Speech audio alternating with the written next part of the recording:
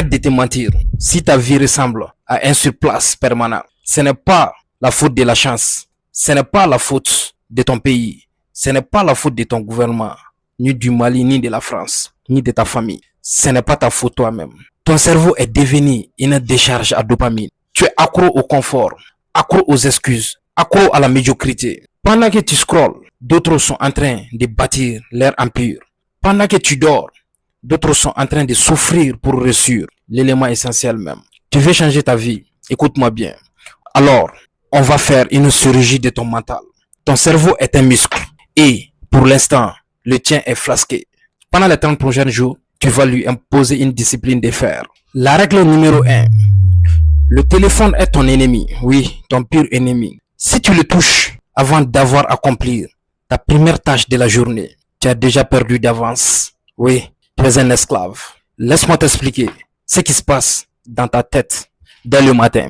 Quand tu te réveilles et que le premier truc que tu fais de la journée, les premières heures de ta journée, c'est attraper ton téléphone. Tu donnes les clés de ton cerveau au reste du monde. Tu sautes dans les lits, des notifications, des messages des autres, des vidéos inutiles, la vie des autres.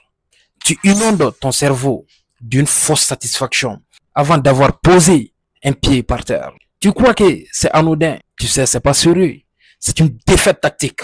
Tu commences ta journée en position de faiblesse.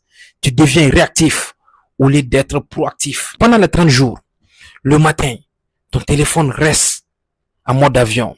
Il reste dans une autre pièce, le pièce d'à côté. La première heure de la journée appartient à tes objectifs. Tu te lèves, tu fais ton lit, tu travailles sur ton projet, tu fais ton sport, tu lis, tu fais ce que tu as à faire.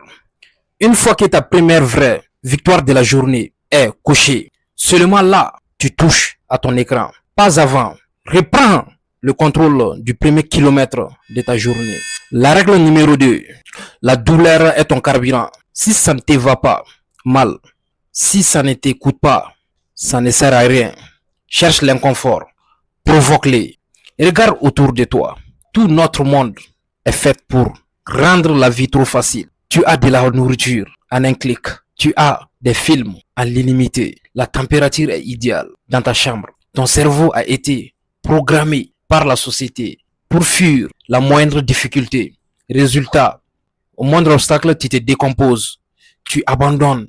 L'inconfort est le seul endroit sur terre où tu grandis. Quand tu fais des pompes et que tes bras brûlent, c'est à ce moment précis que le muscle se construit. Pas quand c'est facile. Pour le mental, c'est exactement la même chose. Si ton projet te fait peur, c'est là qu'il faut aller. Si tu prends une douche froide, te terrifie, c'est exactement pour ça que tu dois tourner la robinet sur le blé. Tu dois apprendre à ton cerveau que la douleur, c'est pas un signal pour s'arrêter, mais c'est un signal qu'on est en train de progresser petit à petit. Cherche la fatigue saine. Si la journée a été trop douce, c'est que tu as raté ta journée. La règle numéro 3.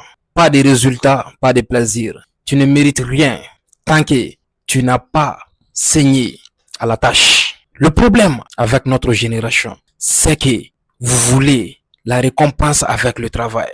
Vous voulez le salaire sans les airs. Le corps athlétique sans la sueur.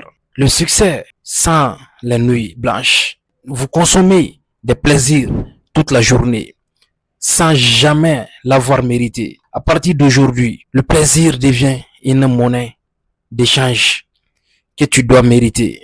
Oui, tu dois vraiment mériter.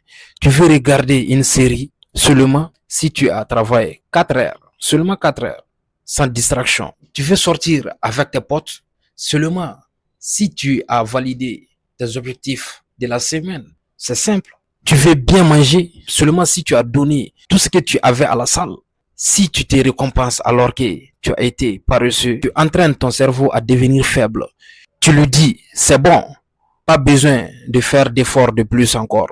La dopamine arrive quand même. C'est terminé. Tu revois tes standards. L'effort se mérite. La pause se mérite. La satisfaction se mérite. Tout dans ce monde se mérite. Tant que le travail n'est pas fait, le reste dans la tranchée. C'est ça, la neuroplasticité.